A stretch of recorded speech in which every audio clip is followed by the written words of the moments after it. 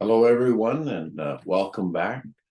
We're not quite up to railway standards, but we are going to try and stay on time as best we can to allow our speaker to have a full time to make this presentation. I'm very pleased to be able to introduce Gunter Jochum, who is the president, or I'm not sure, are you still president or past president of the Western Canadian Wheat Growers Association? Uh, Gunter's family moved to Canada from Germany in 1980 to provide more opportunity for their family in the agricultural industry. Gunter and Crystal raised four daughters and are now in the process of transitioning the farm to the next generation.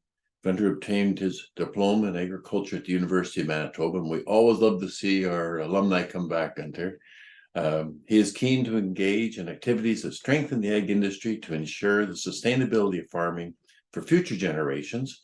Gunter maintains a strong presence on social media advocating for agriculture and enjoys being active on the wheat growers as a voice for Western Canadian farmers. And this is very appropriate. The title for his presentation is A Farmer's View of Canada's Climate Change Policy. So, Gunter, thank you again for coming, and floor is yours. Thanks, Barry. Thank you. Yeah, I am still president of the Wheat Growers Association, and always working hard to get the farmer's point of view across.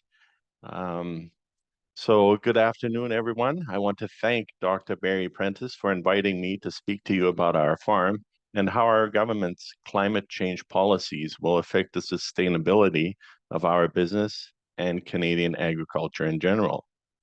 My parents immigrated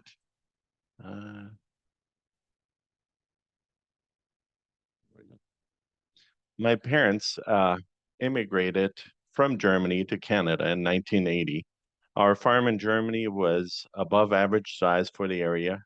We grew wheat, barley, rapeseed, peas, and corn on about 250 acres, and we had a 40-acre woodlot and raised 300 head bull calves for meat. In this slide, you can see on the right-hand side what the farm looked like in 1969 and how it progressed to the year before we left for Canada. And the next slide here, this is the village where I grew up in. And since my siblings and I were interested in farming, and over 80% of our land was rented, my parents made the decision to move to Canada. When we left Germany, our village had 11 families, of which 10 were farms. And today the village still has 11 families, but none of them are farming. So German policies to keep families on the farm and engaged in farming didn't work as they had thought they would. Instead, a lot of consolidation happened, and the few farms that are left still depend on government subsidies and programs to survive. I just want to point out we were in an area of Germany that wasn't necessarily like the Red River Valley here in Winnipeg. So it was more on the fringes of real good farmland. However, that being said, there's lots of agriculture still happening in that area. When we arrived in 1980 on our farm, 20 kilometers west of Winnipeg, Manitoba, we noticed the farming practices were a lot different from what we were used to in Germany. In Germany, we did a lot of tillage passes, and many other passes across the field from seeding until harvest. And in many cases, this is still happening today. In Canada, on the other hand, we noticed they already used direct seeding practices on many farms. However, there was also a lot of summer fallow across the prairies back in the early 80s. This is just a slide of the very first couple of years on our farm here in Canada. And we did embrace direct seeding. It saved us a lot on work, fuel, and moisture. The use of one-way diskers, as pictured in this slide, had us scratching our heads because you could only use them one way going around the field in circles and finishing in the center of the field. We noticed most, if not all, fields that had been seeding using diskers were starting to become somewhat bowl-shaped, which seriously impeded surface drainage. And if anyone knows what it's like to farm in the Red River Valley, our fields are very flat and surface drainage is very slow, and any kind of ridge will keep the water on the fields. In 1985, we upgraded to an air seeder, which improved the field finish and helped in leveling the fields and improved drainage. It also helped in seed placement, being a lot more exact versus the disker that we used up until 85. In the mid 80s until late 1990, we they proved to be the most difficult in my 40-year farming career. Chronic low grain prices, the Canadian Wheat Board, multiple wet weather events made me question my career choice over and over, but we stuck it out. There were some decent policy moves by the government that helped farmers to weather the storm. We also took steps on our own to improve the sustainability of our farm. Yes, I use the word sustainability because it was very important to us before it even became a buzzword a couple of years ago. Come to think of it, every farmer I know works very hard to be sustainable. We diversified into hogs and a U-pick strawberry operation. By 1997, however, I decided I'd had enough of chronically low hog prices, and we sold off the hog farm. In 2000, my brother-in-law and I decided to work together and utilize our workforce and equipment more efficiently. We were able to take our crop off with fewer people and less equipment. This collaboration worked so well that by 2005, we decided to combine all aspects of growing a crop, from seeding to harvest. We operated both farms as if it was one large farm. We were able to reduce our equipment from 2 large tractors and 2 drills to 1 tractor and a drill, 1 sprayer, and 2 combines instead of 3 combines, yet still maintained each farm as a separate entity. The strawberry operation showed a lot of potential, but it was also a lot of work with a lot of human resources problems. But we persevered and grew that to 30 acres.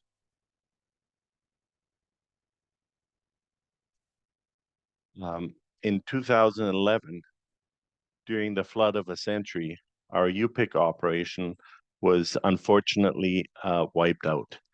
And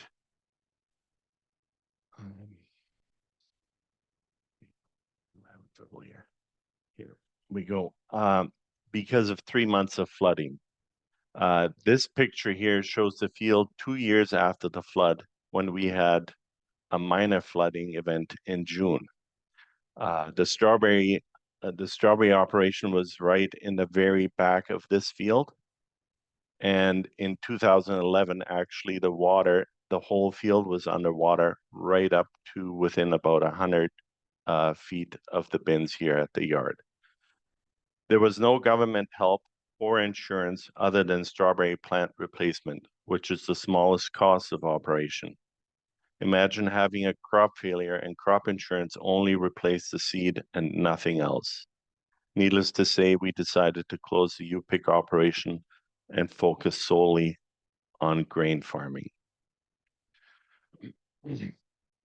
In August 2012, the Canadian Wheat Board was disbanded, which was probably one of the happiest days of my farming career. It was one of the best decisions the Canadian government at the time made. It is decisions like that which Canadian farmers miss. Instead, we are dealing with policies based on ideology with very little scientific backing. Take the carbon tax, for example, a policy introduced in the spring of 2019. It was supposed to be a revenue neutral tax, but a quick analysis by some of our members and APAS showed it was actually a huge financial burden on Canadian farmers. As you can see, the carbon tax in 2022 worked out to $4.52 per acre, and by 2030, that cost will increase to $15.55 per acre. Last year, we received 7 cents per acre fuel surcharge tax relief based on all our eligible sales. So you can see that the carbon tax is not revenue neutral, and the tax relief is not adding up to what we actually have to pay. In fact, it's a major revenue source. Discussion around Bill C-234 revealed that the carve out of the carbon tax on grain drying and heating barns alone would have meant a shortfall of $700 million. It really makes you think what the government is thinking in how it thinks it's okay to penalize food production to that extent. The carbon tax came in order to change the habits of consumers and grain farmers and whatnot. But what is actually really happening is food prices, the cost of living, everything is increasing. And yes, it is not all due to the carbon tax. However, the carbon tax does play a role in it. And what is happening, how do the consumers react to it? We see in the last few months, we've seen strikes. People are upset at the increased cost of living. Nobody's really going out and changing their consumer habits. So it really makes you wonder how well the carbon tax actually works. And Canadian farmers actually are net negative when it comes to greenhouse gas emissions. So let's explore that a little bit more in this graph here. In this slide, you can see total farm emissions in 2016 were about 60 million tons of CO2 when growing our crops. While growing the crop, 11 million metric tons was stored in the soil, and the crop itself, the grain that we harvest, amounts to about 79 million metric tons of CO2. So about 150% of our CO2 emissions are captured if you include both soil and grain. So farmers are doing their part when it comes to the environment. We export up to 80% of the grain grown in Canada. So 80% of that carbon that we store in the grain gets exported and released somewhere else in the world. So it is not really a Canadian farmer problem, and Canadian farmers should not necessarily get penalized for storing that grain, which for storing that carbon in the grain we grow, which then gets released by the consumer elsewhere in the world. But our government doesn't acknowledge this. If we look at European emissions versus Canadian overall emissions, in 2016, the European ag emissions were around 375 million metric tons of CO2, and Canadian ag emissions around 60 million tons of CO2.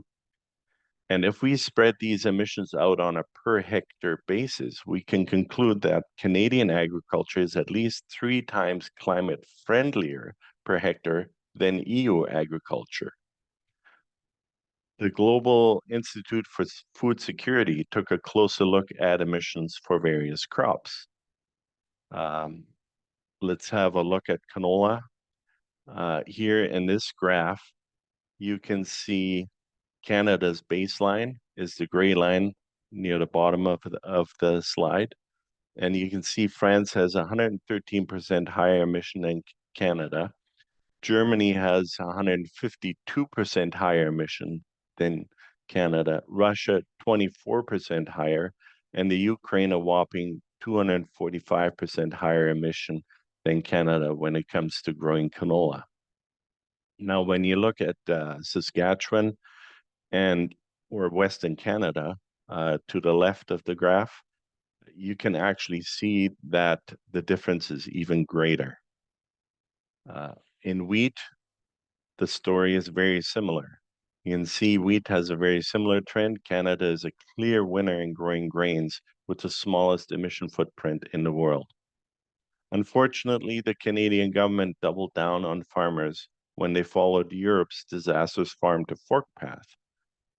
It's not that Canada adopted the farm to fork path, but they adopted some aspects of it. In December of 2020, the government introduced a voluntary fertilizer emission reduction target of 30% by 2030.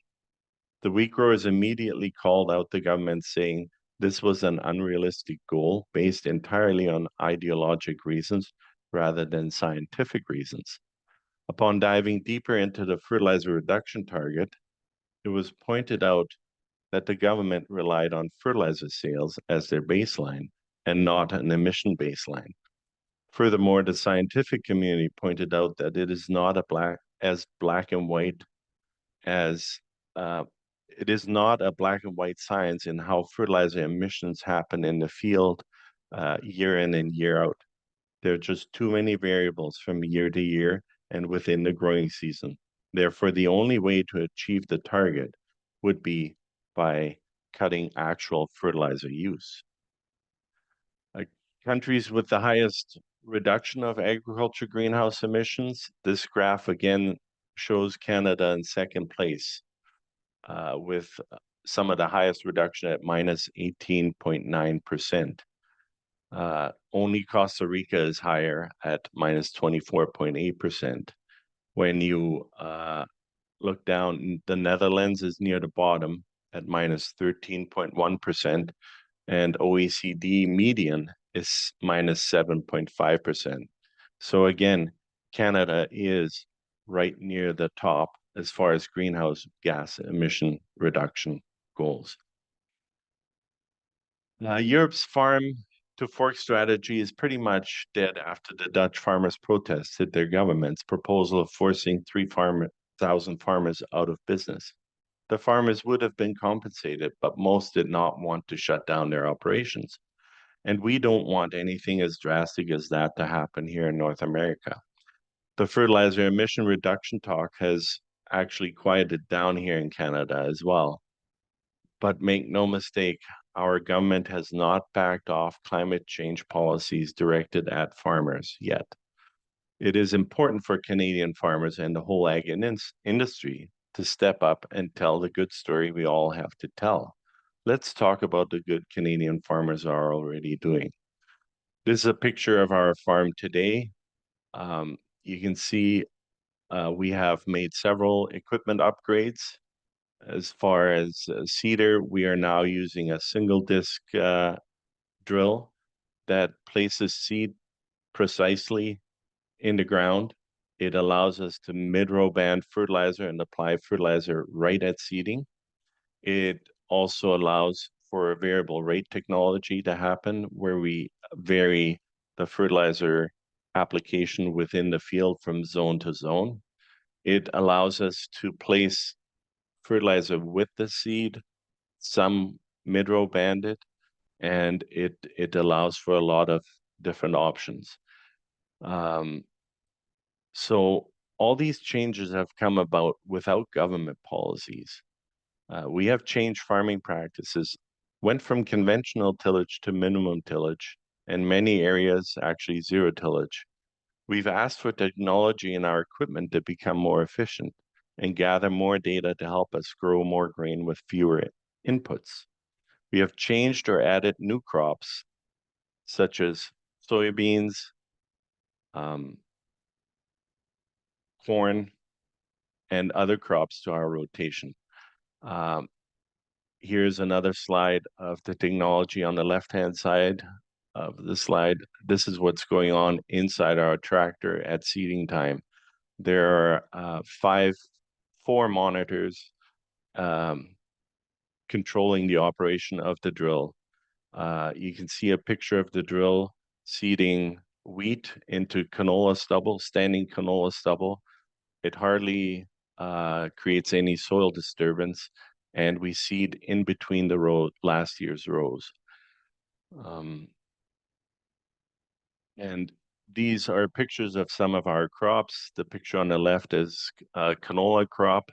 The picture in the middle is a soybean crop, and on the right is actually soybeans up close. So climate change is happening. It is real. Farmers are adapting to it, though, by growing different crops. And I am very happy to report that we are actually achieving soybean yields that rival the average of US soybean yields right here in the Red River Valley.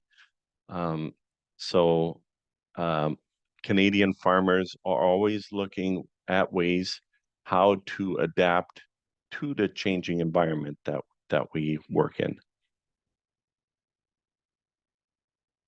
And this is a graph of change in cereal production, yield, and land use.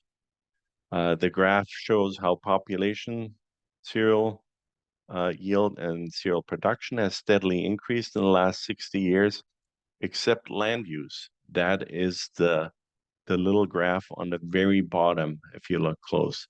Land use peaked from the mid 70s to the 80s, and then it fell in the early 2000s and has since increased again because of the influx of Brazil and the upsurge of converting pampas into actual grain growing area in Brazil.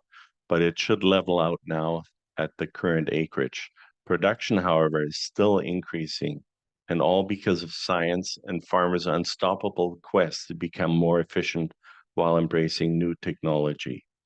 So, as some of the previous presenters have said, that it it will become problematic to keep up production to feed the world. I don't believe that will be the case, and this graph clearly shows that so far production increases just have not stopped. Population growth, I believe, will level out, and so if anything, we could be faced within the next 30 to 50 years with excess production. Um,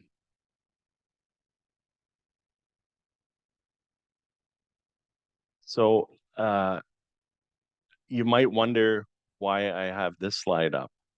And the people who live in the picture on the left are far removed from agriculture, but quite often they want to tell us in agriculture how to run our business. Is that the reality check, though? Or is it the people who govern all of us who scare the urban people into some false narrative about agriculture that we farmers have to do better when we are actually already doing a lot better and always have? I want our scientists, ag professionals, commodity groups, and the ag industry to push back against the unrealistic climate change policies proposed by our government.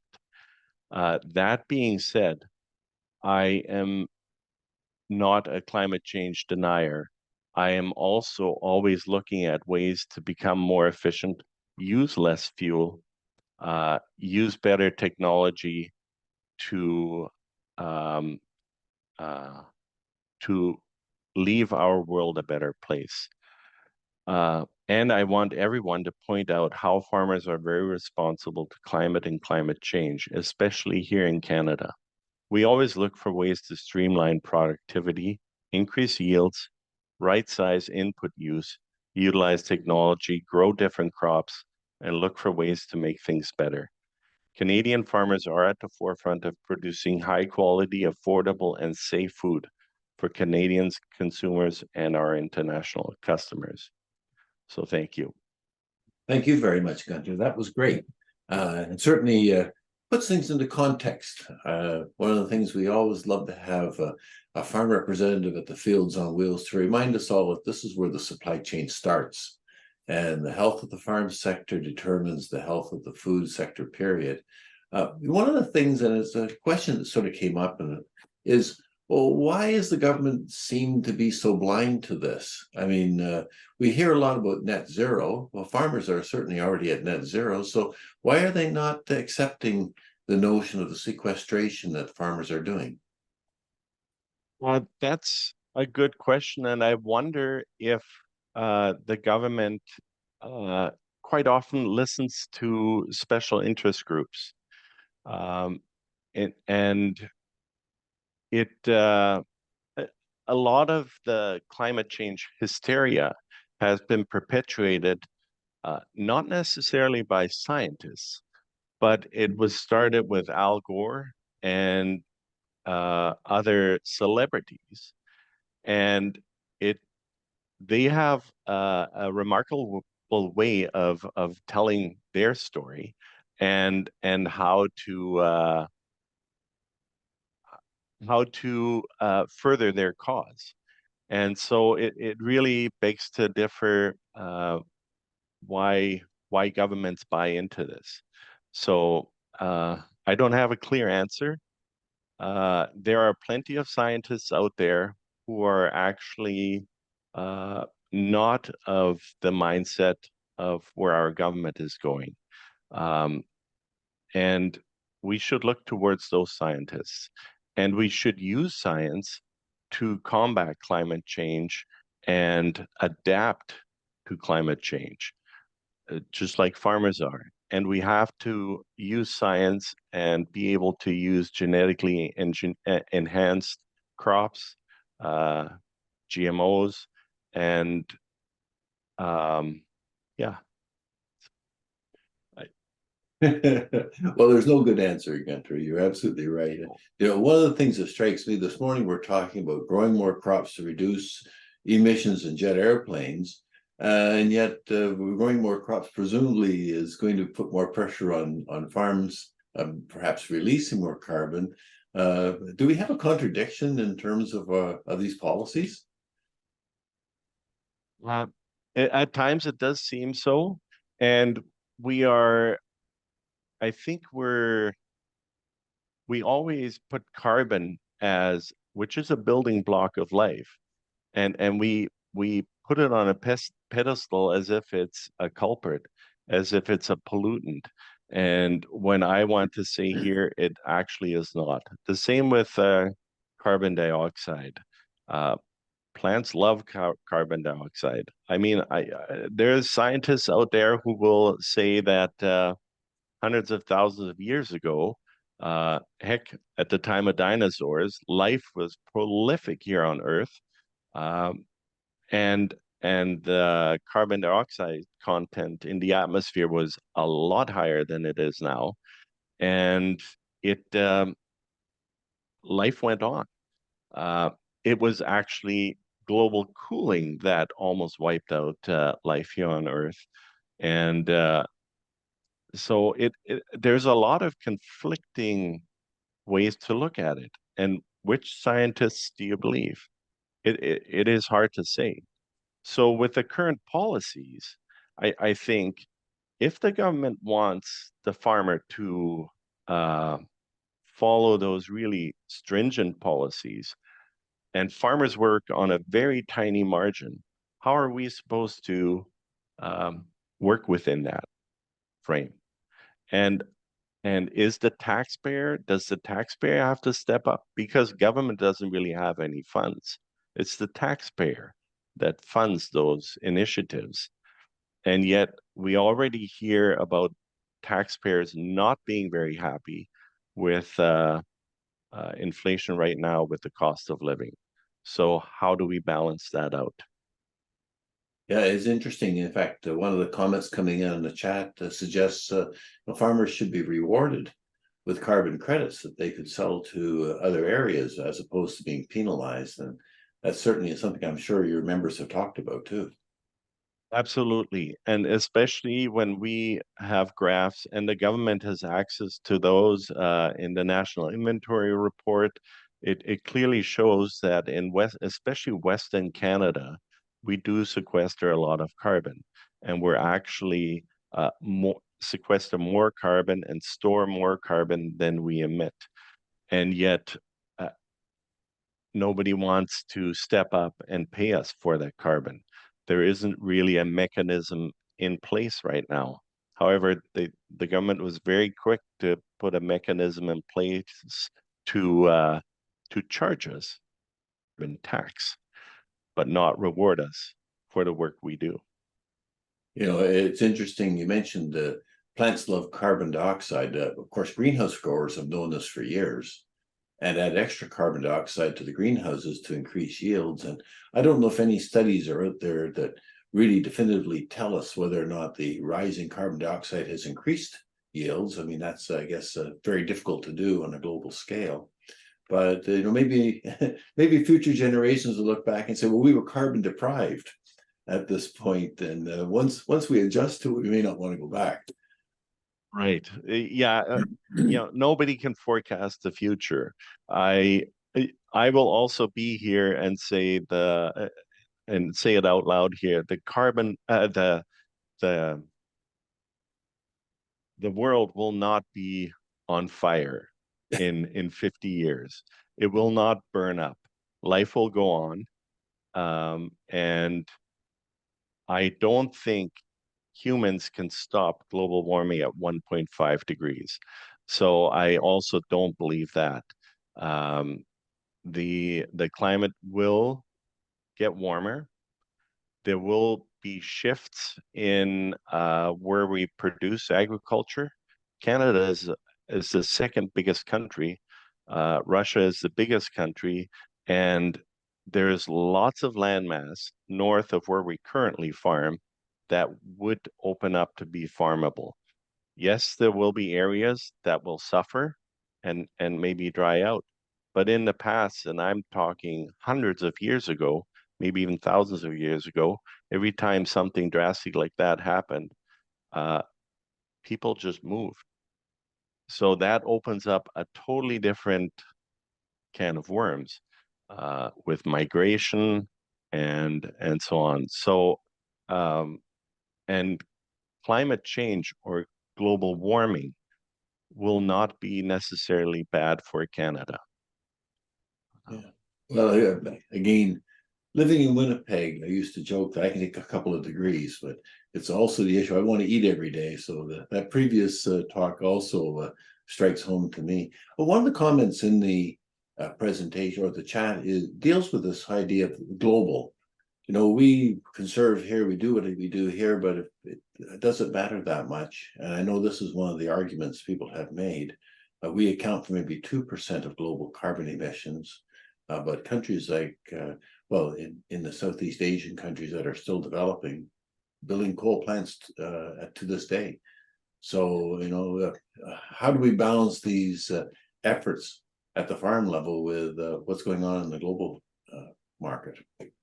Yeah, that's very difficult to get around that. And again, yes, Canada's overall output in greenhouse gases is very small.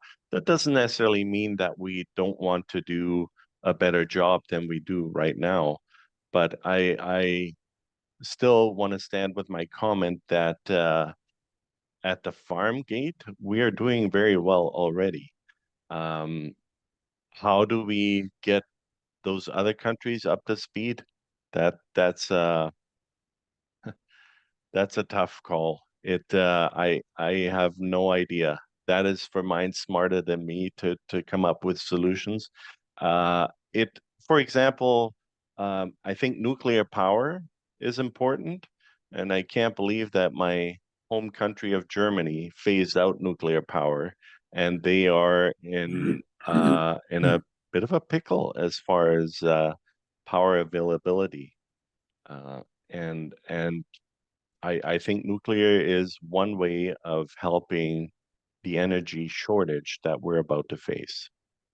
Yeah, the problem with that always, as with many of these changes, is just how long it takes to put them into place, and you know, how much time do we have? And that, I guess, is one of those questions that COP28 didn't exactly answer for us, but I guess we'll find out shortly whether we do have enough time. Gunter, thank you so much for taking the time to be with us today. As I said, it was very interesting and also interesting just to see the progression of agriculture. You know, we all know that there's been tremendous advances in productivity in agriculture, but your pictures help to display what those are and how it works. And very much appreciate you being with us today.